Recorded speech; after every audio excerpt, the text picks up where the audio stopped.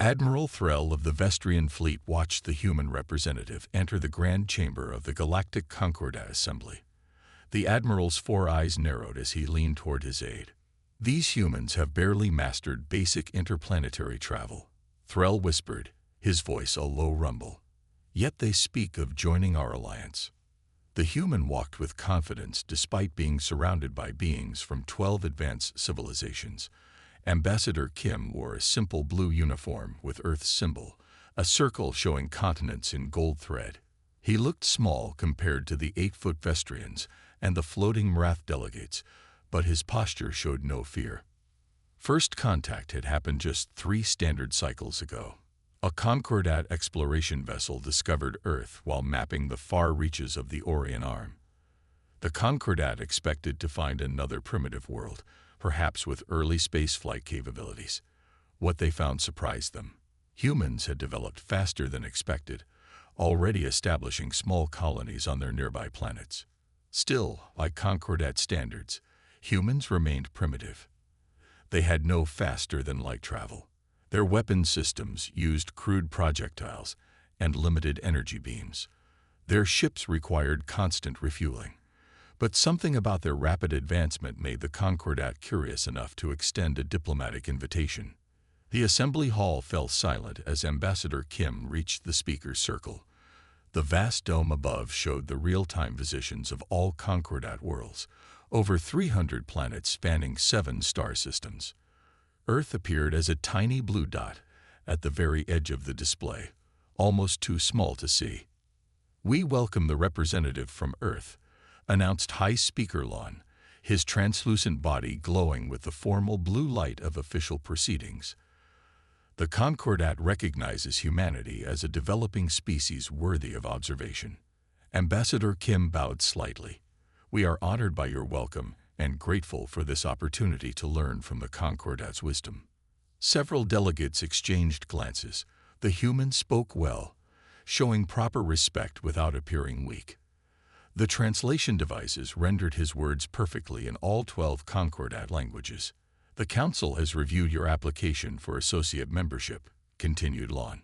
"While we acknowledge humanity's rapid development, we find your technological advancement insufficient for full participation in Concordat activities."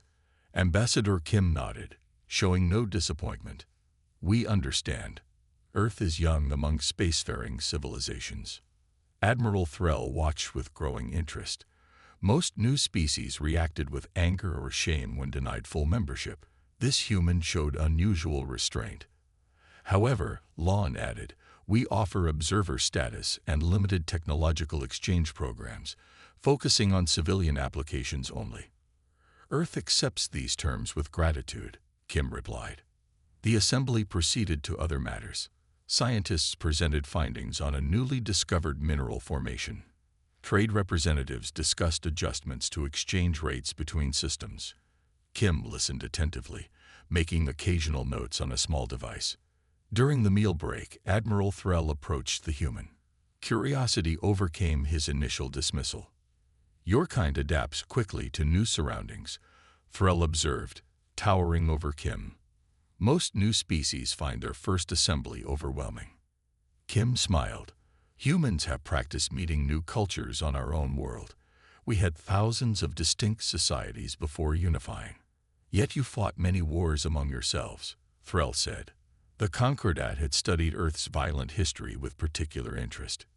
"Yes, we hope to learn from more peaceful civilizations like yours." Threll's upper eyes blinked in amusement. The Concordat maintained peace now, but its history contained plenty of bloodshed. Humans apparently hadn't accessed those historical records yet. The afternoon session began with unexpected urgency. A scout ship had returned with troubling news from the outer reaches. The Radiant Collective, an expansionist group of systems that had rejected Concordat membership centuries ago, had begun military movements toward Concordat space. High Speaker Lon's body pulsed with concerned red light as he shared the report. "The collective has seized 3 neutral trading outposts. Their fleet grows near Junction Station. Their intentions appear hostile." The assembly erupted in worried discussions. The Concordat had maintained peace for so long that many younger species had never prepared for conflict. Ambassador Kim listened silently while the debate raged. Admiral Threll noted how the human watched each speaker carefully, studying their reactions. "We must form a defense coalition," announced the Vestrian Prime Speaker. "Each member must contribute ships to a unified fleet." Various delegates pledged their support. Some offered advanced weapons platforms. Others promised shielding technology or faster-than-light carriers. When the pledges finished, High Speaker Lon turned to Kim. "Earth has observer status only and bears no obligation in this matter. You may be excused from these proceedings if you wish." All eyes turned to the human. Ambassador Kim stood. "Earth may be new to galactic society," he said calmly, "but we understand the concept of collective security. If the Radiant Collective threatens the peace of this region, they threaten Earth as well." Admiral Threll's aide leaned close. What could they possibly offer? "Their ships can barely reach their own moon without breaking down." Kim continued, "While our technology may not match Concordat standards, humans have extensive experience with conflict resolution and, when necessary, warfare. We request provisional member status to join your defensive alliance." The assembly fell silent. Then whispers spread across the chamber. A new species asking for upgraded status during a crisis was unprecedented. High Speaker Lon conferred with the council elders. After several minutes, he addressed Kim. "The Concordat recognizes Earth's willingness to stand with more advanced civilizations against aggression. This shows admirable courage. We grant provisional membership status and welcome your contribution to our common defense." "Thank you," Kim replied simply. As the assembly adjourned, Admiral Threll approached Kim again. "Your offer surprised many here. What exactly does Earth plan to contribute? Your ships cannot match even our oldest vessels." Ambassador Kim looked up at the towering admiral. "Perhaps not in technology, but humans bring other qualities to an alliance, such as creativity, adaptability, and experience fighting against superior forces." Kim smiled. "Sometimes the smallest piece on the game board makes the difference between victory and defeat." Admiral Threll watched the human leave. For the first time, he wondered if the Concordat had underestimated these newcomers from Earth. The grand hall of the Concordat Assembly fell silent as the message from the Radiant Collective played on the massive display screen. The alien face on screen belonged to Supreme Commander Drek, his scaled features showing no emotion as he delivered his ultimatum. "The Radiant Collective has claimed the border systems as our rightful territory. Surrender them within 15 standard cycles or face annihilation. Your technological advantage has made you soft. We are not afraid to spill blood." The message ended, leaving the hall in stunned silence. High Speaker Lon's translucent body pulsed with angry red and orange lights. "This is the first direct threat to Concordat space in 300 years, he said gravely. "We must convene the military council immediately." Ambassador Kim sat quietly in the observer section as the emergency session was called. Around him, representatives from the 12-member species spoke in worried tones. Some argued for immediate surrender of the disputed systems. Others called for diplomatic solutions. A few demanded swift military action. "The human may attend as well," High Speaker Lon announced, noticing Kim preparing to leave. "All provisional members have the right to participate in defense planning." The military council chamber was smaller than the main assembly hall, but more impressive in its own way. The walls displayed real-time strategic maps of Concordat space. A large round table dominated the center, with seats for each species' military leader. General Voss of the Mavari led the proceedings. His crystalline exoskeleton clicked softly as he moved to the head of the table. The Mavari had the most advanced fleet in the Concordat, and Voss made sure everyone remembered it. "The collective has assembled a fleet of nearly 300 warships," Voss began. "Their technology lags behind ours, but they compensate with numbers and aggression. We must respond with a unified defense strategy. Each species representative took turns explaining what they could contribute to the defense fleet. The Vestrian Empire offers 15 Dreadnought-class vessels with phase-shifting capability, Admiral Threll announced. Our ships can move through solid matter for short periods, making them ideal for surprise attacks. The Krell representative stood next. We provide 20 cruisers equipped with gravity manipulation weapons. They can create localized gravity wells to trap enemy vessels. One by one, the species listed their contributions. The Olari offered ships with advanced cloaking technology. The Zinthi promised vessels with regenerative hull plating. The Dorvek pledged carriers that launched automated fighter swarms. Throughout the presentations, Ambassador Kim remained silent, making occasional notes on his small device. Several council members glanced at him with curiosity or dismissal. Finally, General Voss turned his crystalline gaze toward the human. "And what will Earth contribute to this alliance?" he asked with barely concealed disdain. "Perhaps some of your chemical rockets." A few chuckles spread around the table. Earth's technology seemed primitive compared to the marvels just described. Ambassador Kim smiled politely, seemingly unbothered by the mockery. "Perhaps one warship, if acceptable to this council." The chamber filled with polite laughter. "One ship." Admiral Threll's 4 eyes blinked in amusement. "The collective has hundreds." "Nevertheless," Kim replied calmly, "that is Earth's offer."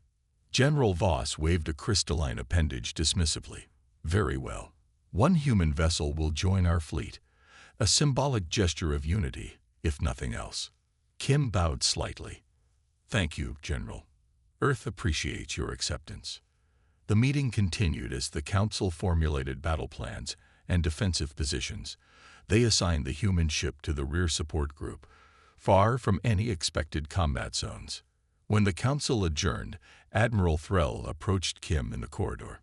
"Your species shows courage, Ambassador, but courage alone will not stop the collective's weapons. Perhaps we should arrange for human observers on my command ship instead, for your safety." Kim looked up at the towering Admiral. "Thank you for your concern, Admiral. But humans prefer to face challenges directly." "What kind of vessel does Earth plan to send?" Threll asked, genuinely curious. "Your most advanced ship still uses fusion drives, correct?" "The vessel we will send is somewhat experimental," Kim replied carefully. "But I assure you, it will arrive at the designated coordinates on time." Admiral Threll watched the human walk away, puzzled by his confidence. Meanwhile, 12 light-years away, deep within a massive orbital facility hidden on the far side of Earth's moon, the final preparations for Project Sunrise were underway. The facility spanned 5 kilometers, its existence unknown to all, but a select few hundred humans. Inside the main construction bay, thousands of engineers and technicians worked around a vessel unlike anything Earth had publicly acknowledged building. Director Lee stood in the observation deck, watching as the final weapon systems were installed. Below her, the massive ship took shape, a vessel that incorporated technologies reverse-engineered from careful study of each Concordat species. Her communications officer approached with an urgent message. "Director, we've received the authorization codes from Ambassador Kim. The Concordat has accepted our offer of assistance." Director Lee nodded, her expression serious. "Send the activation signal to all department heads. Project Sunrise is now operational." Throughout the facility, team leaders received the notification. The ship's reactor core began its startup sequence. Navigation systems came online. Weapons platforms were armed and tested. The experimental drive, something no Concordat species had yet developed, powered up for the first time at full capacity. Captain Han entered the bridge of the vessel, his crew already at their stations. "Status report," he ordered. "All systems green, Captain," his first officer replied. "The ship is ready." Captain Han took his command chair and opened a channel to the facility director. "Director Lee, Sunrise is prepared for deployment. Request final authorization." On the observation deck, Director Lee pressed her hand against the security scanner. "Authorization granted, Captain." The Concordat expects a single primitive Earth vessel. Let's show them what humanity can really do. Deep within the construction bay, massive doors began to open, revealing the blackness of space beyond. The vessel's engines glowed with power no Concordat scientist would have believed possible from humans. Project Sunrise was underway, and the galaxy was about to learn that humanity had not revealed all its secrets during first contact. The grand fleet of the Galactic Concordat filled the space near Rigel's system, a stunning display of the combined might of 12 advanced civilizations.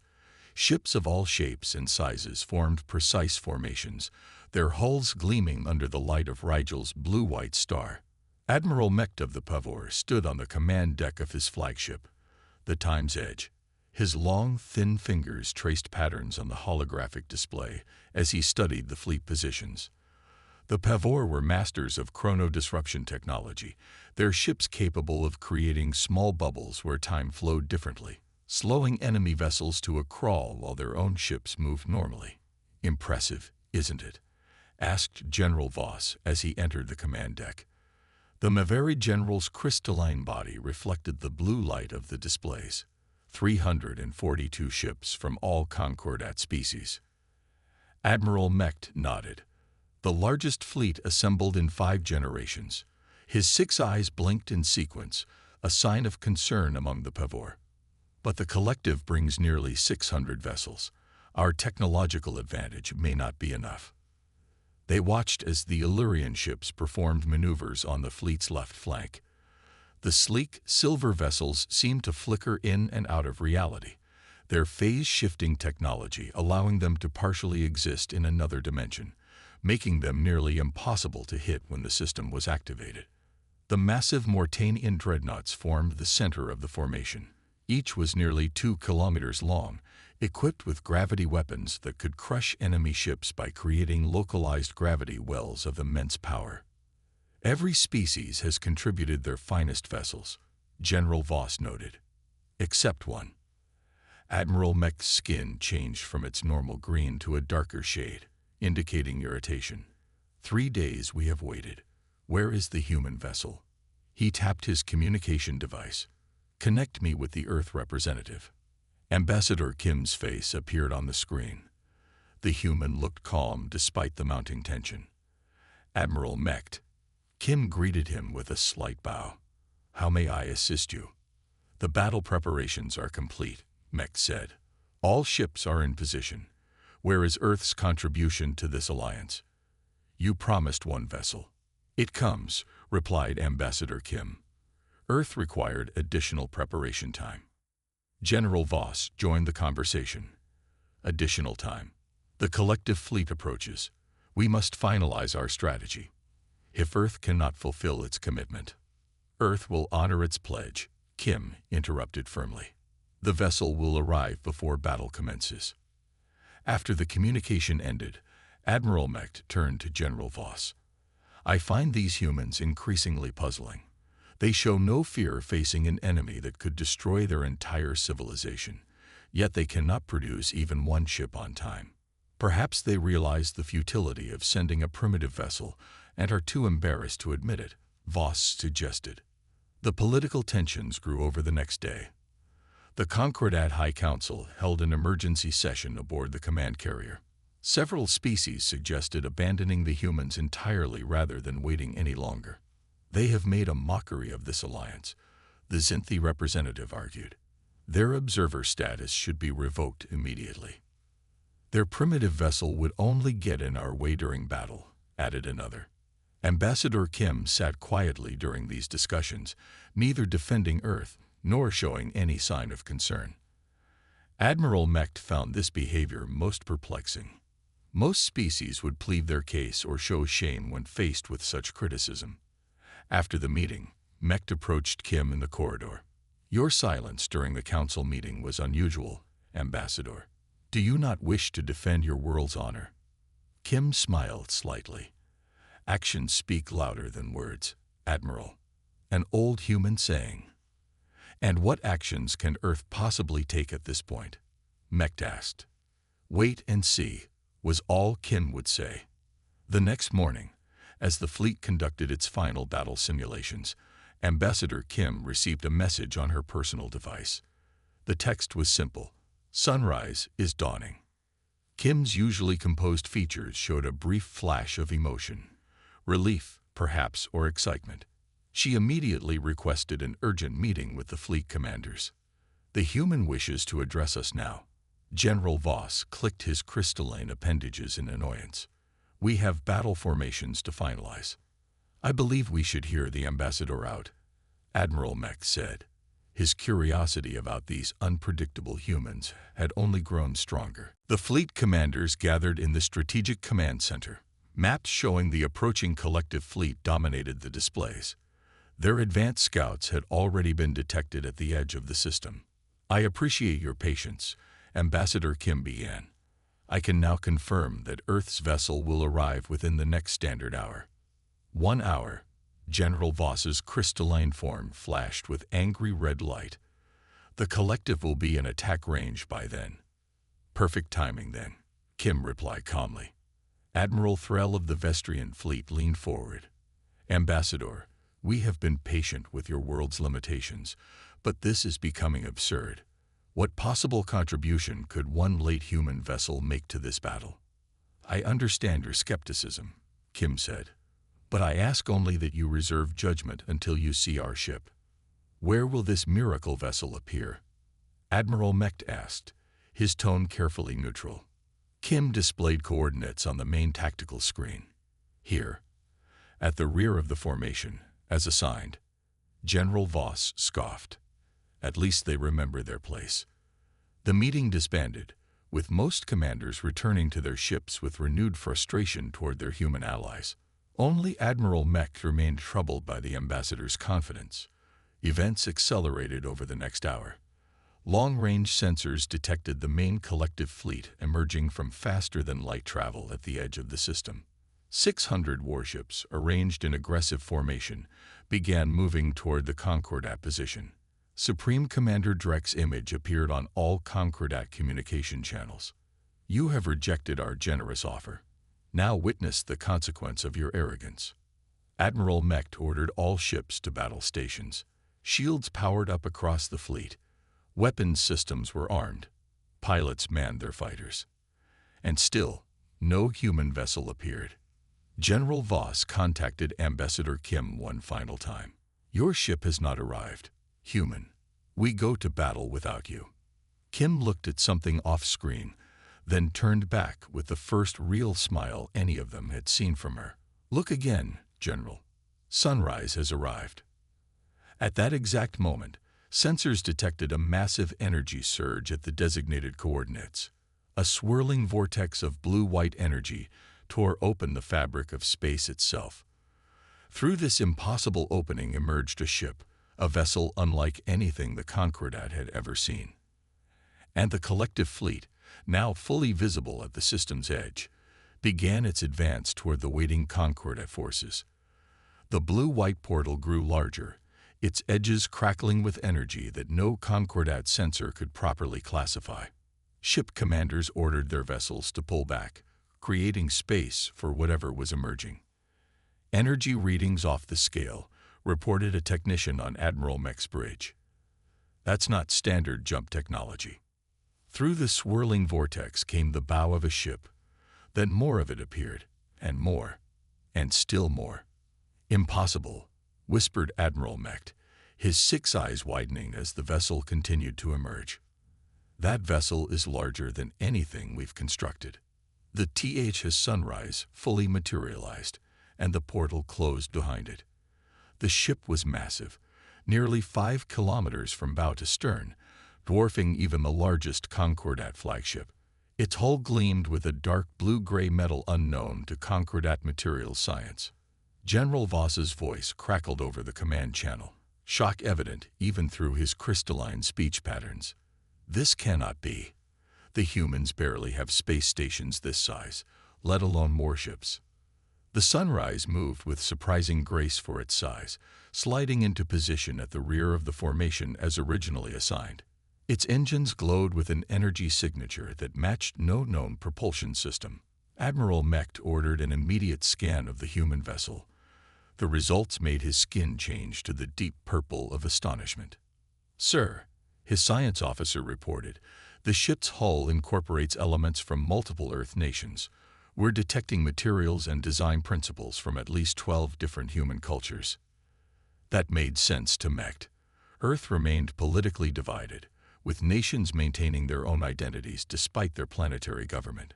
But what truly shocked him was what came next. The ship appears to incorporate technological concepts from every Concordat species, the science officer continued. But they've been modified, integrated in ways our scientists believed impossible. On the massive display screen, the scan highlighted different sections of the sunrise.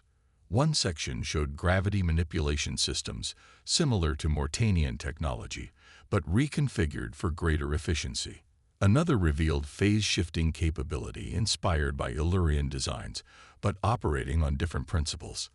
The rear sections contained what appeared to be a variation of Pavor chrono-disruption technology. "How?"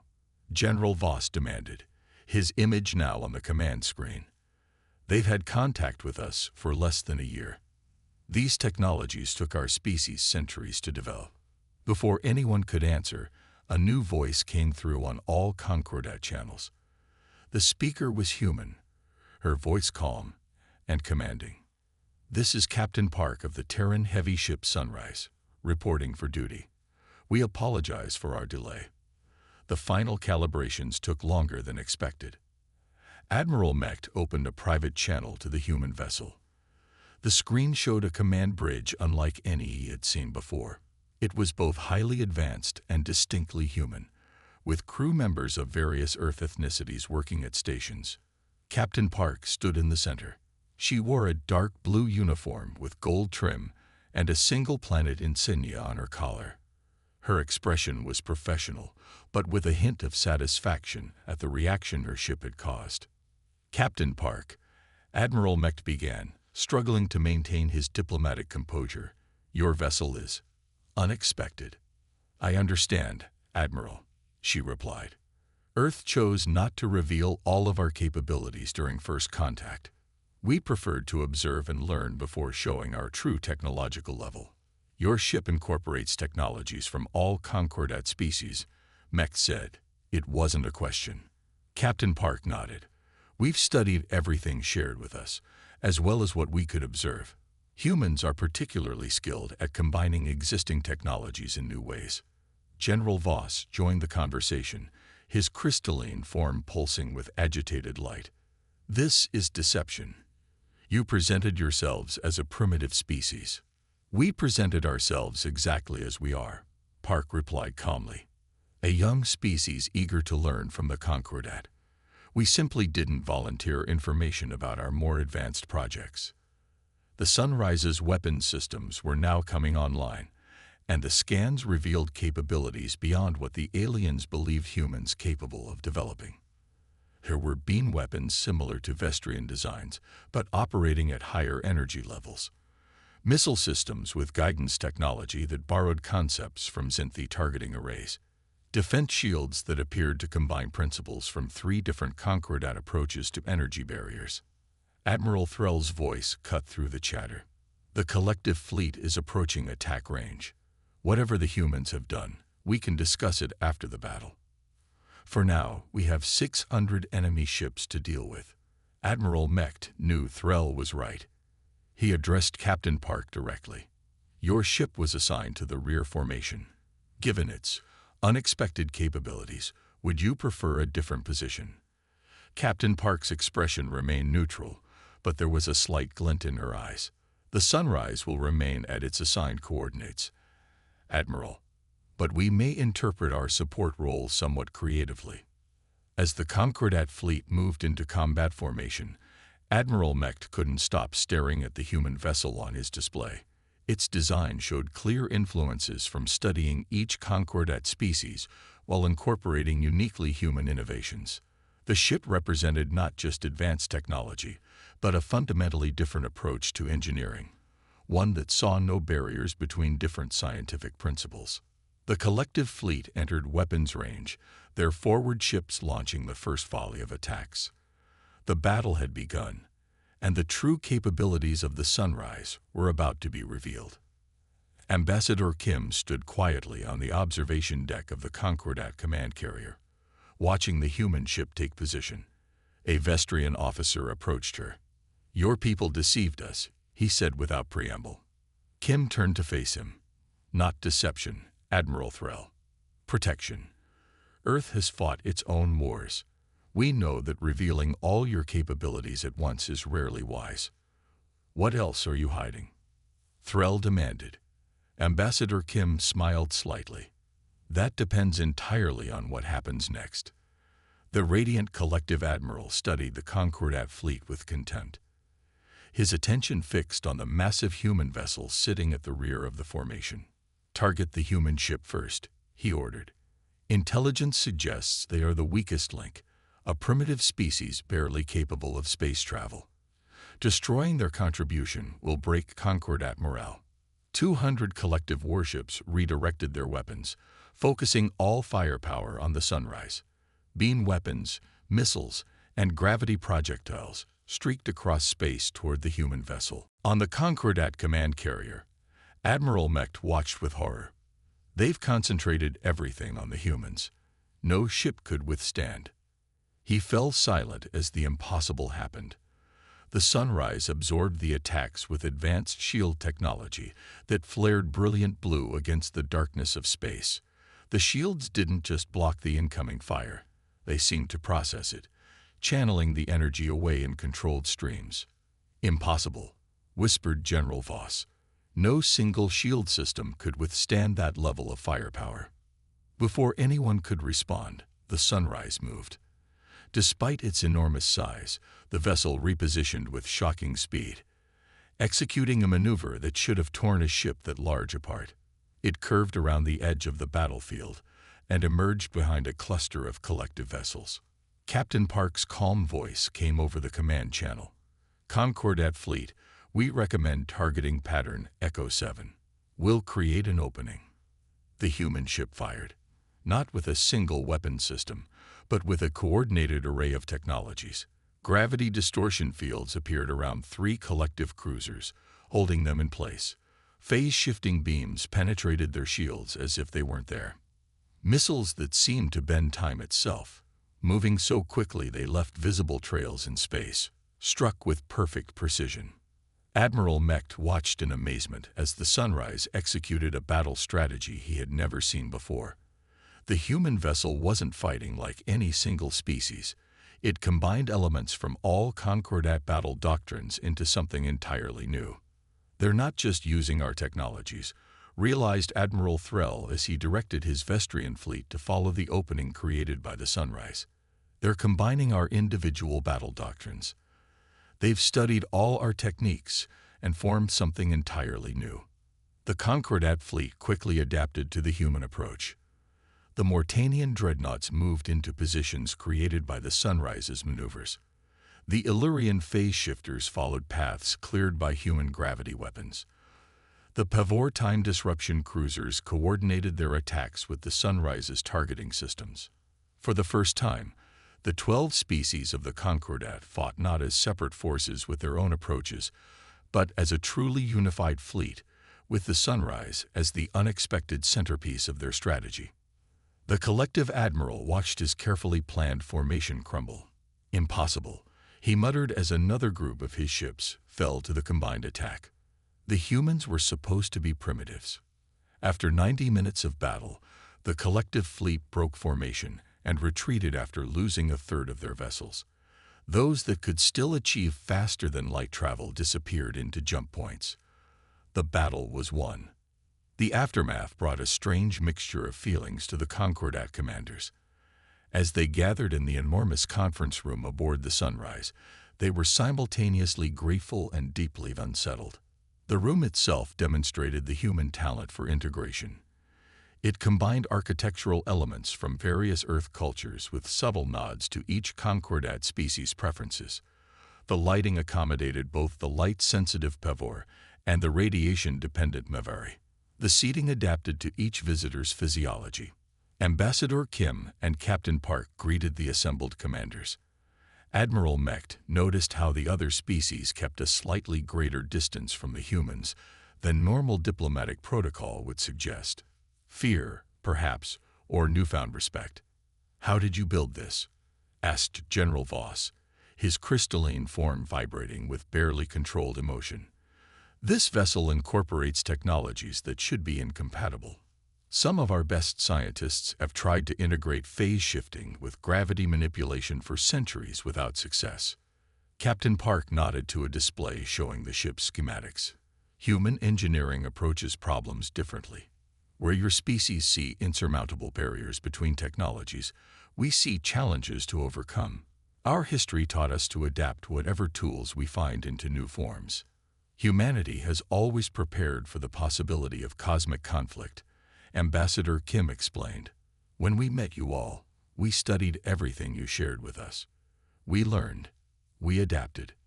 Admiral Threll's 4 eyes narrowed. "You presented yourselves as technologically primitive." "A deception. A precaution," corrected Captain Park. "Earth has fought many wars. We learned long ago not to reveal all capabilities until necessary." The implication slowly dawned on the assembled commanders. If humans could build this vessel in secret, what else might they be hiding? Admiral Mecht finally asked the question they all wanted answered. "And is this your only such vessel?" he inquired carefully. Ambassador Kim smiled. "Sunrise is merely the first to greet the morning." The silence that followed was profound. In less than a year of contact with the Concordat, humans had studied, adapted, and improved upon technologies that had taken other species centuries to develop. They had kept their true capabilities hidden until the moment of greatest need, and they had just hinted that more ships like the Sunrise existed. As the meeting concluded, Admiral Mecht found himself alone with Ambassador Kim in an observation corridor overlooking the enormous hangar bay, where engineers worked on repairing minor battle damage to the Sunrise. "Your species will change the Concordat," Mecht said quietly. "Some will fear you for what you demonstrated today." Kim nodded. "We understand. But we hope they will come to see that humanity doesn't seek dominance. We seek partnership. We combined your technologies not to surpass you, but because we see strength in unity." "And if the Concordat had rejected your offer of help?" Mecht asked. "Then we would have watched and waited," Kim replied honestly, "and prepared to defend Earth alone if necessary." Mecht's skin shifted to the blue-green of thoughtful consideration. "I believe the High Council will offer full membership to Earth after today's events." "We would be honored to accept," Kim said. As Admiral Mecht departed the Sunrise to return to his vessel, he watched the human ship from his viewing port. The massive vessel that had changed the balance of power in this region of space had been built by a species that, until recently, had been considered primitive by Concordat standards. He thought about Ambassador Kim's final words. "Sunrise is merely the first to greet the morning." The dawn of human influence in galactic affairs had begun, and the universe would never be the same.